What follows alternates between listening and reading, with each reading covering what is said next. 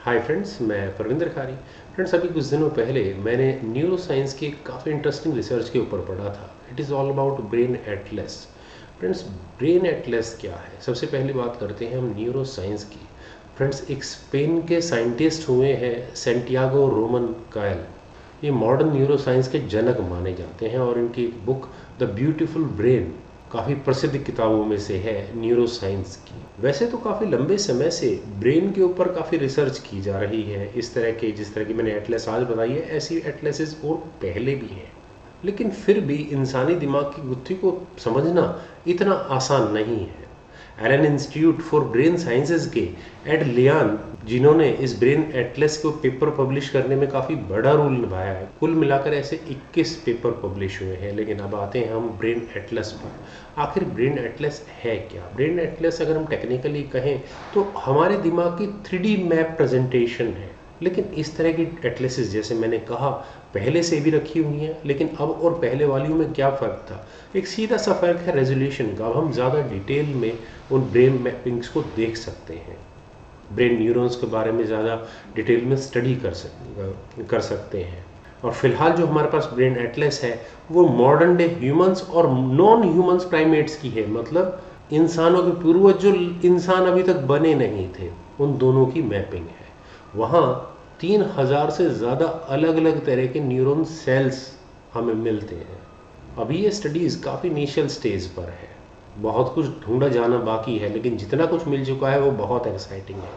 लगभग 3300 के around about cell types हमें वहाँ मिले हैं जो हमारे ब्रेन को ब्रेन बनाते हैं एग्जैक्टली।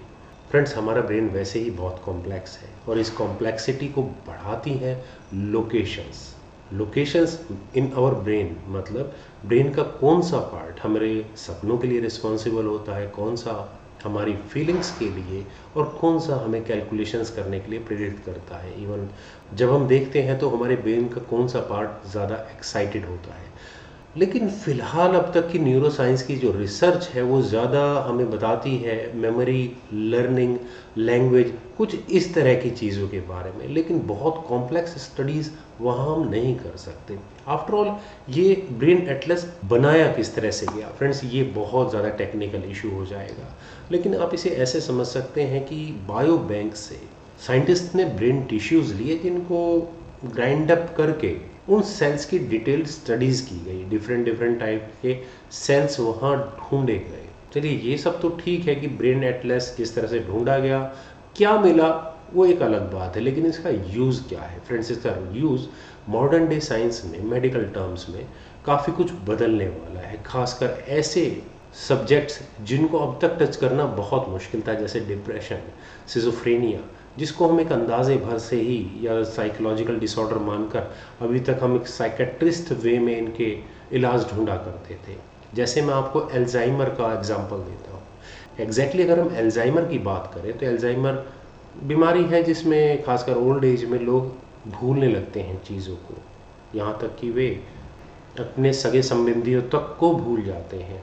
तो ये ब्रेन एटलस इस तरह की बीमारियों में बहुत हेल्पफुल हो सकती है।